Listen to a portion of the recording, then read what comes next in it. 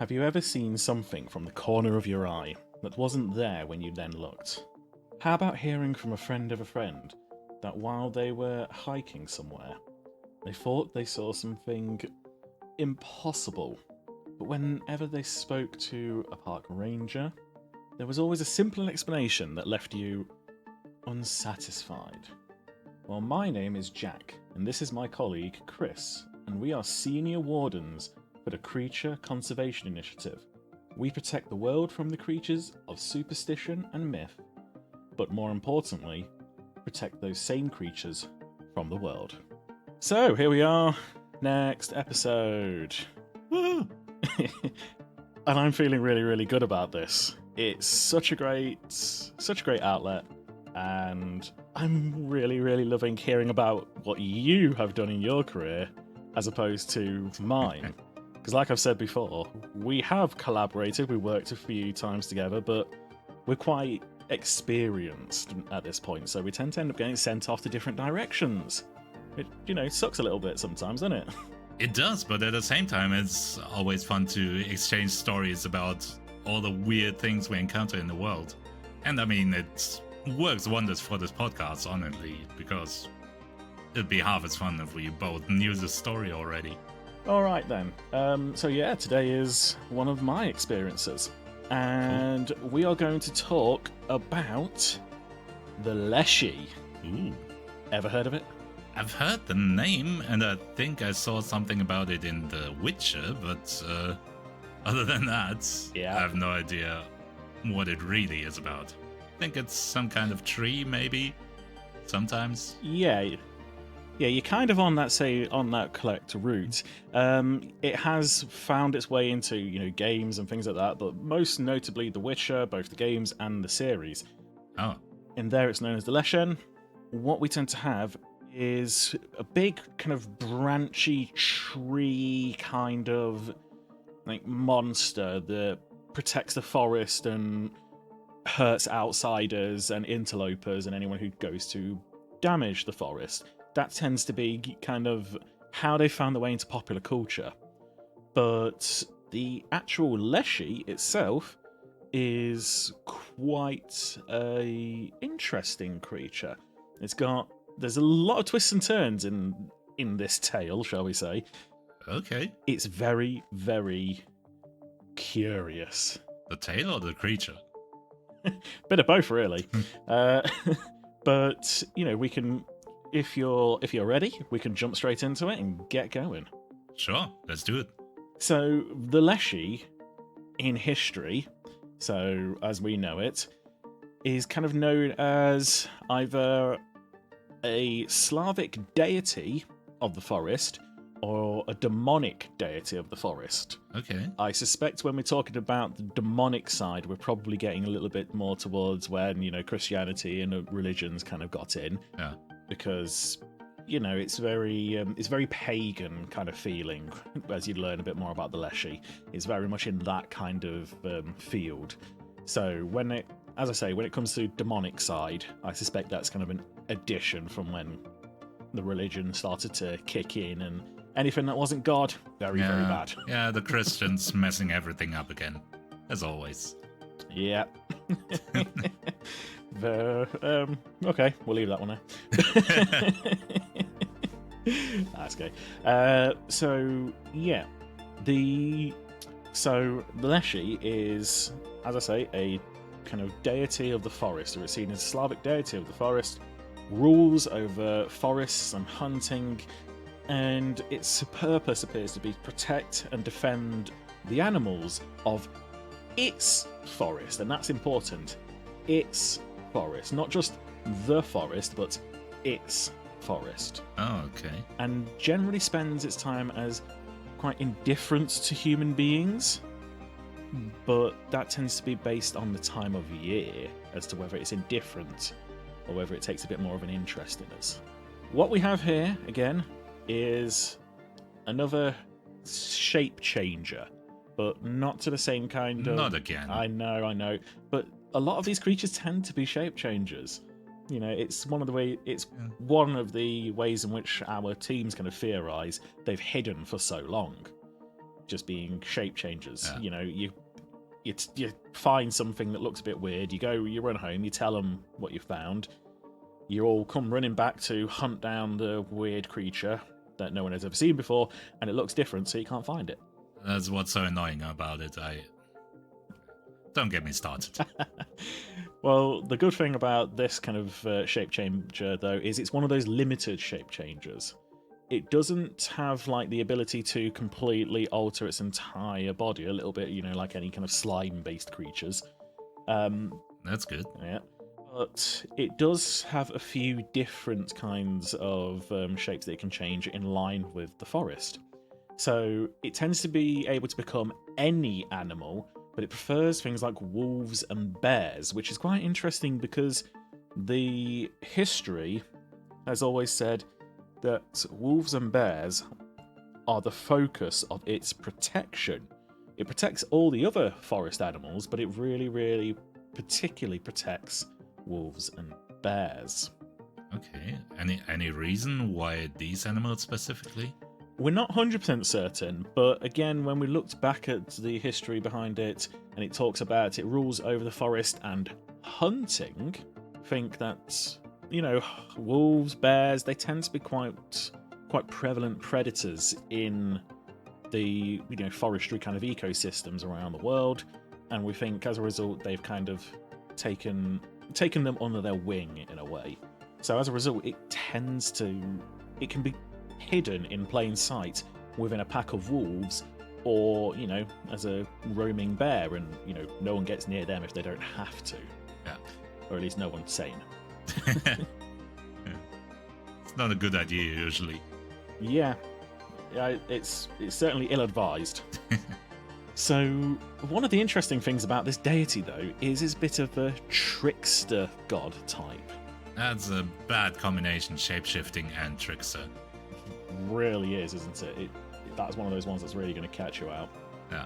So it likes to play tricks on people, and even has kind of a playful side to it. You know, it's not like, as we talked about in my last episode, the Kelpie, who tries to trap you to drag you down and drown you and eat you.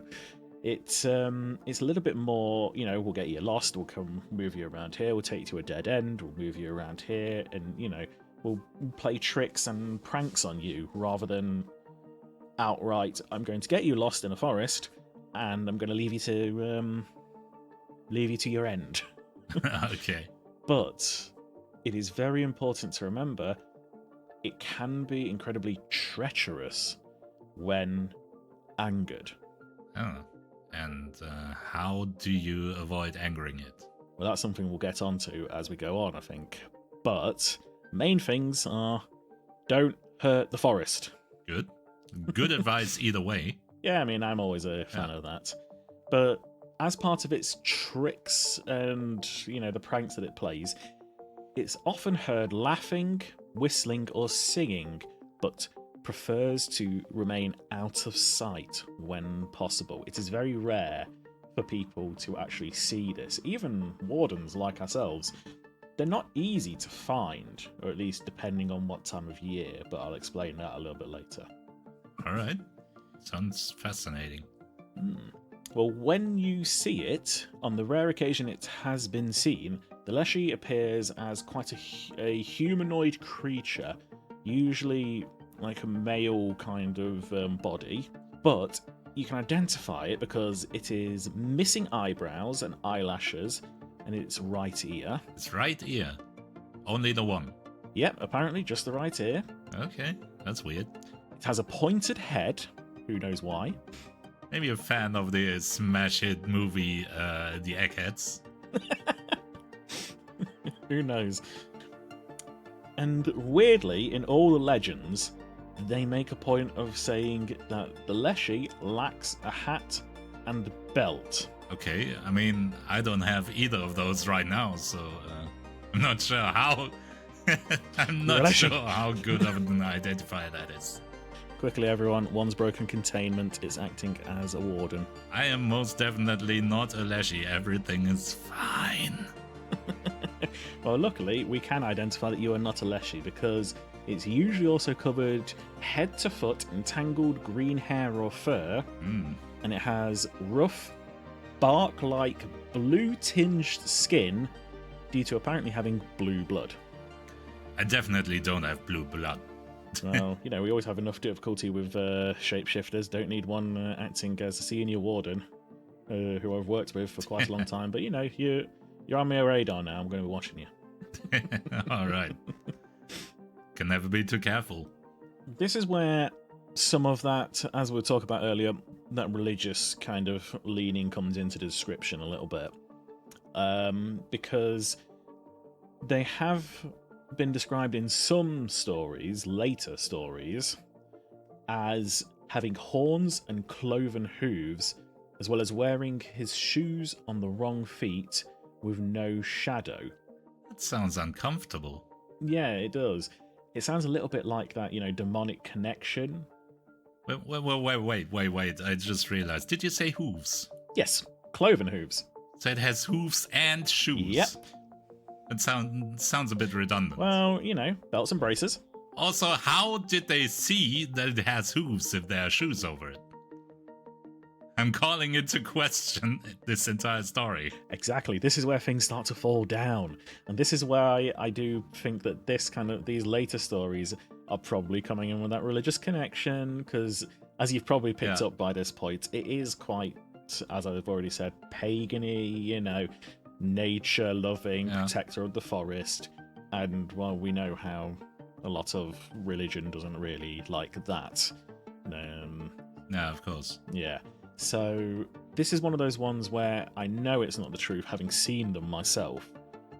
And I can only put it down to being that kind of religious influence starting to bring it in. This is a servant of the devil, servant of demons, and, be careful with it. In the Leshy's own native forest, so if you remember earlier, I made a point of saying its forest. Yes. But in the Leshy's own native forest, they can be as tall as the tallest trees. So obviously if we're talking like some ancient forests, that can be pretty damn big. That is scary. Exactly. But the moment it walks out of the boundary of its own forest, this is why it's important that it shrinks down to the size of a blade of grass. Okay, that's less scary. I'm picturing baby Groot. All right. You can certainly picture baby Groot. I mean, we're talking about the right size. But one of the things that makes it so scary when it is big, like when it's in its own native forest, is when large, it has stars for eyes and can cause the wind to blow a gale with every step. So imagine trying to deal with that. Yeah, that sounds a bit terrifying. So is that the stars in its eyes, is that only for looks, or does that can it do anything with that? Well, as far as we know, and everyone I've encountered, we've not found that it does anything particularly with the stars for eyes. There's not like laser beams that come flying out. We're not dealing with Cyclops here. What a shame. But it's one of those things where I want you to kind of transport yourself into a dark, overgrown, wild forest. Okay. And transporting. And all of a sudden, you look through the trees and you just see two very, very bright lights that seem so far away and so low, but then they seem to rise higher and higher and higher, and as you suddenly feel the earth trembling with obvious steps, all of a sudden the wind is blowing a gale, you're being nearly knocked off by wind, and that is what some travellers, some explorers, hunters, woodsmen, this is what they apparently have encountered. That sounds terrifying.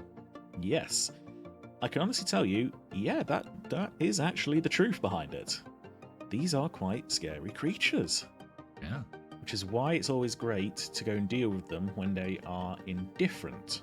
When they care about people, when they're bothered about what people are doing, that is when they become a problem. Yeah. One of the things that is quite interesting about these creatures is children used to be sent into the forest to learn from the Leshy. Oh. It didn't sound like a creature that would teach anyone. We'll get onto that a little bit later. You say that a lot. Well, There must be a lot forward. coming in the second half of this. We're moving on to it. We're getting on to some really Alright, interesting stuff alright. about the creature. So, yes, as I say, the children were sent into the forest to learn from the Leshy, who is said to live with its wife, Leshanka Chika. I'm hoping I said that right. So is that the name, or is that a name for the creature? I'm confused if it's like a single creature and its single wife, or if it's something that is more like a species. Well, it seems to be what they just call the wife of a Leshy, because a Leshanka Chika is a fallen or a cursed human who left their village specifically to live with the Leshy. They apparently have their own children, Okay. which obviously I'm assuming are young Leshy. But here's the interesting thing, though.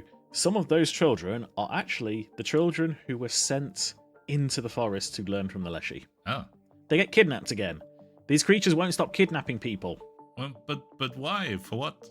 You have as good a guess as I do. So the children aren't really learning anything except don't go into the forest. You know how they say a lot of these kind of stories tend to be a bit of a parable, don't go into Yeah. the forest, don't cross water, don't talk to strangers, all those kind of things. But luckily, this is something that we haven't observed in kind of our captive population, because again, these are one of the creatures that we do tend to kind of control where we possibly can. Usually we try and aim to keep them within their own forest, but we have had to move a few here Okay. and there. So where do you move them? Do they require the entire forest, or do we have just a little community of Leshies somewhere? We kind of go for a little bit more of a little community. But again, we can talk a bit about how we kind of control them a little bit later. Okay. So the other thing that kind of tells you immediately that this is a bit of a, little bit of a fib is that apparently the Leshy only kidnaps unbaptized children. Oh, of course. Yeah, that's where the research team started when they were looking at all the details behind these creatures. They looked around and went, of course, only unbaptized children. Baptized children are completely safe, but baptized children are good children who won't go anywhere near the demonic Leshy. Of course. But one of my favourite things about the Leshy, and Wait. annoyingly, I haven't personally encountered this yet. I'm hoping to walk into a tavern at some point, tavern, pub, whatever you want to call it. I'm hoping to walk into one at some point, because apparently the Leshy has been known to frequent taverns, pubs, bars, What? drink a bucket of vodka, and lead their pack of wolves that they bring with them back into the forest. That sounds amazing. I know. What a pub crawl that would be. I know. Why are there not enough pubs and taverns or whatever close enough to forests? Maybe we should open a pub. We could, maybe we could try looking at that funding. You start doing up the financials. I'll write up the proposal. I think it's gonna be a tough sell, but we can try. Hey, you got them to pay for you to go on a pub crawl for the bar carve. That's true. But I mean, one pub crawl is not as expensive as building an entire pub, which may or may not be destroyed by a forest deity. True, but we're all up for new ideas in CCI. Yeah. So here's the thing when it comes to Leshy. If you managed not to anger the Leshy, you might receive gifts or even assistance. There have been stories in the past of poor peasants who live close to forests making deals with the Leshy to protect their cattle and even actually look after and feed They're creatures, all for... Obviously, they're giving something up. Maybe this is how to get the children. Who knows? But they do appear to be quite benevolent creatures. Except for the kidnapping children and stuff. Well, if they're sold willingly. Yeah, I mean, I better not comment on that too much. Well, here's the thing though. If you annoyed a Leshy, the best outcome is that they will lead you astray and try and get you lost in the forest. Doesn't sound great, but go on. And we'll get on to the worst one in just a second, because one of my favourite ways, if you have annoyed the Leshy, this is my favourite way in which to appease any of these beings I've ever heard. But if you have annoyed the Leshy, you are encouraged to try and make them laugh. And you do this very, very specifically by removing all of your clothes and putting them on backwards. Well, good to know. Right down to the shoes and underwear. That is some very specific humor. Yeah. Well, we were talking a little bit earlier, and I know I've alluded to the fact that we'll get on to a few other things as we go, but this is where this is where it's all going to come back and come home to roost. I've said a few times that it kind of depends on the time of year as to how they are. Well, just like a lot of, forest creatures, they hibernate in winter. Okay. So winter, they tend not to be a problem. The forests tend to be a bit more safe, but again, that's kind of the time of year you don't go in. In spring, though, they run amok. They go flying through the forest, yelling, screaming, chasing animals and humans, but they have a particular liking for chasing women. Of course. Don't know why. Maybe they're looking for another wife. Probably. Who knows?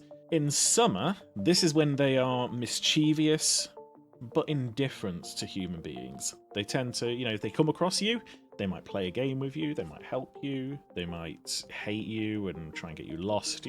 Summertime is kind of when they're annoying, but they're not going to, harm people without reason. Okay.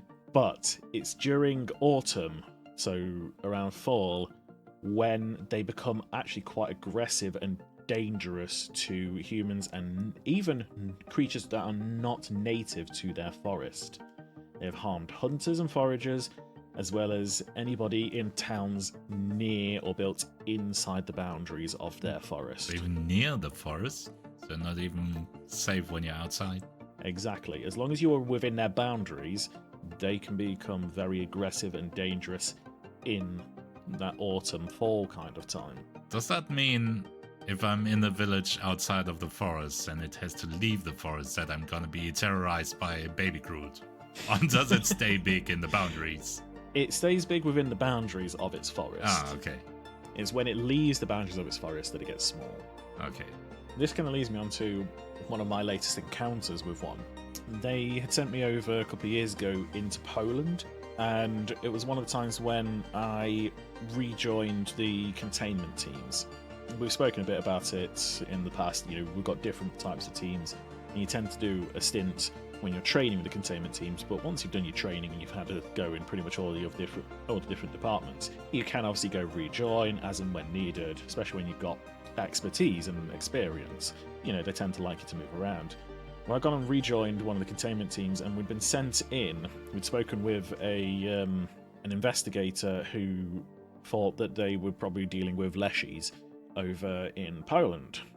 And what we kind of came across was a group of Leshies, so 3 of them altogether, that were terrorizing hikers and forest explorers. It's obviously caused a lot of problems around the people, like around the local populace. People started asking questions. No one was sure what was going on because some of these individuals went missing. Luckily, later on, as we explored, we actually managed to find pretty much all of these missing individuals. They'd been kind of driven into caves and kind of corralled in place for the Leshies to kind of torment. I will say, this was early autumn, so we are kind of in that boundary where they move between indifferent to aggressive. That seems very aggressive. Yeah, like I say, these were particularly aggressive ones. This is not normal. And later on, after the fact, we found that there had been some deforestation going on within its boundaries. And like I say, protectors of the forest. This is, they obviously get very, very angry about that kind of thing and become overly aggressive. So what we did was we ended up kind of identifying where they are. Leshy's obviously, as large as they are, they do leave marks. Most of the time, they are quite well camouflaged, but they do manage to leave marks. And we found where they were kind of frequenting and where they would kind of call their home, essentially. And we managed to obviously cordon off the area. I've said it quite a few times. We work with our kind of public relations units. They work very, very well with pretty much any government going, and officials and all that. And they managed to get this kind of area cordoned off for our purposes for a while. And what we actually found, this is how we found out about the deforestation, is we found logging equipment and just various tracks leading out here and there within that kind of boundary, which is what we are pretty certain is what set them off. Yeah, it's not gonna like deforestation, I guess. No. So I offered myself as bait. Okay. Well, you don't send your team to do anything that you wouldn't do yourself. Yeah, sure, but that doesn't sound like the safest of plans, but apparently it worked. Well, we felt we needed to deal with this quickly, and you worked with me a few times. Yeah. I'm no stranger to the slightly risky play. That's true. It's worked out so far. Let's see how long your luck holds out. But yeah, so I went in and I actually started interacting with some of this kind of logging equipment, moving things around, basically trying to make a nuisance of myself. And as I say, offer myself as a target. Yeah. This is the kind of thing that I don't enjoy, I'll say. Again, kind of using this kind of equipment, because they were being very, very difficult to kind of draw out.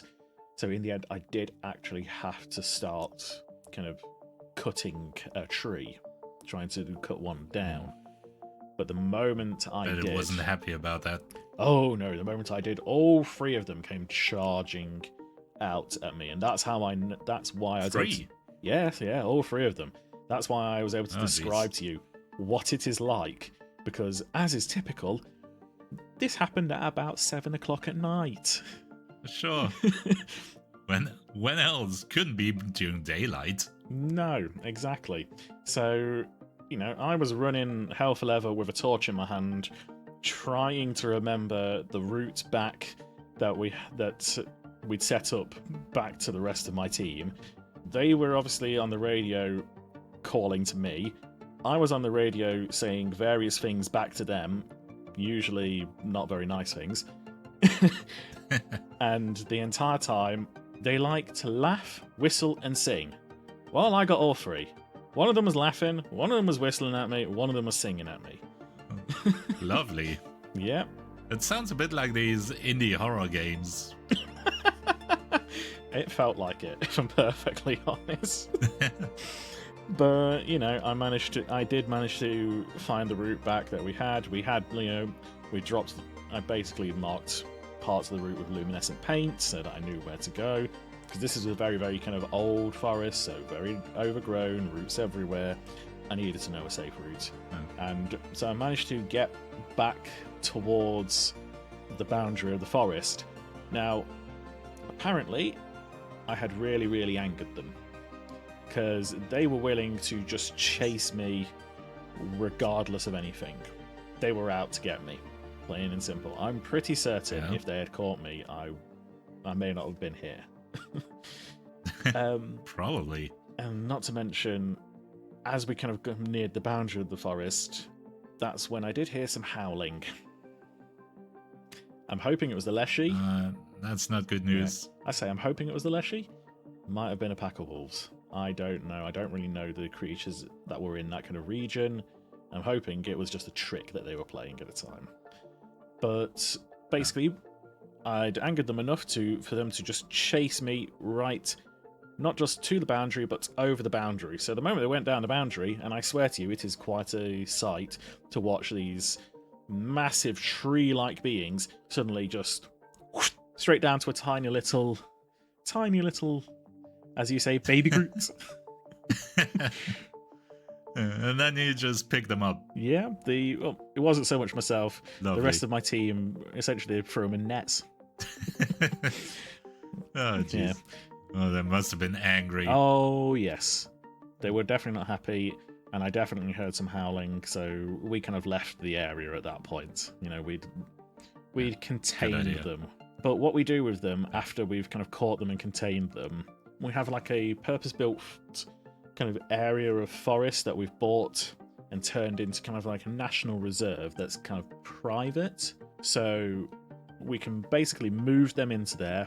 The public in general aren't able to go in there unsupervised. It's one of our little ways of making a bit of money in the CCI. We give supervised tours at certain times of the year. Oh, I see. Yeah. Oh, come on, you must have come across a few of those schemes. Yeah, of course. I mean, the whole Loch Ness thing. I always felt it's a bit on the nose that they're like, no, of course this doesn't exist. We're just a tourist attraction. Hide in plain sight. Yeah. But yeah, we have, essentially in this kind of area, we don't like put up fencing because that's going to annoy the creatures. Yeah. We essentially have a team of kind of wardens.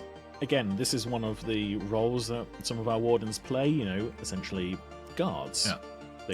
They get posted to various places, and they monitor and watch the creatures, kind of look after them in that way, rescuing the occasional member of public who has managed to slip in, stop them from being squashed by a Leshy, and we basically give them a new home.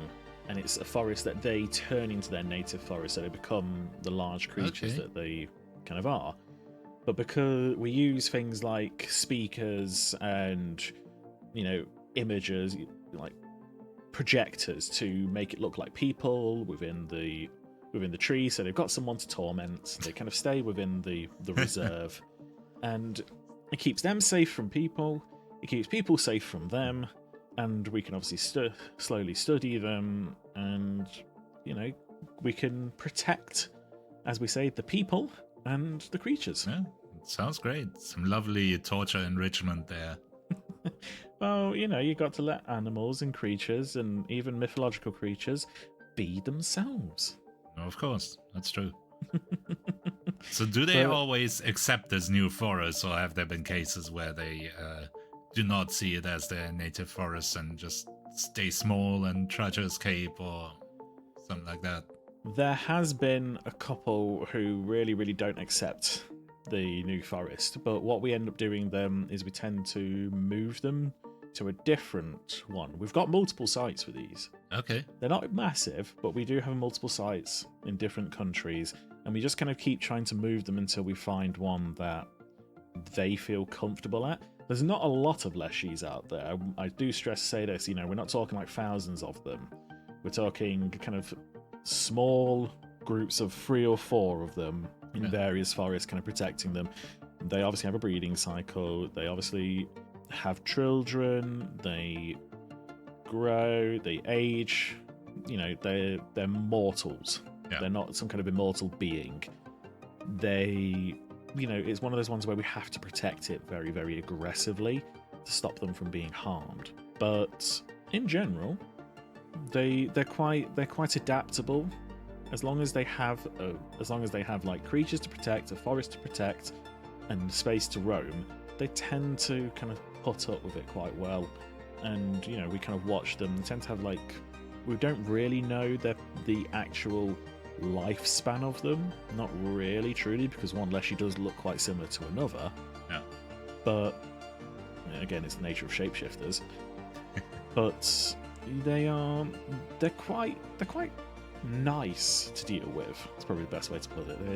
They're not overly aggressive. You just have to be careful around autumn, and just be respectful. I mean, being respectful is always a good idea, I think. Yeah, very much so. But yeah, that's kind of the Leshy. I like it. I don't want to encounter it except in a pub, but yeah. Same. But yeah, that's the Leshy, and I would just want to say thank you very much for everyone who listens. Thank you very much, Chris, for letting me rant about one of my favourite creatures. Of course, that's what we're here for. And yeah, if you enjoyed this, why not give it a like, a follow, whatever you need to. Give it 5 stars, let us know. And if you really, really want to, come and join us on our Discord, which you can find in the description to this episode. And we can talk about all these different creatures. You can suggest to us creatures to talk about, and yeah, we can interact and show you the world you don't know exists. Exactly. Couldn't have said it better myself, so I'm not going to add anything. Wonderful. But in the meantime, thank you very much, and we'll see you next time. Goodbye. Bye.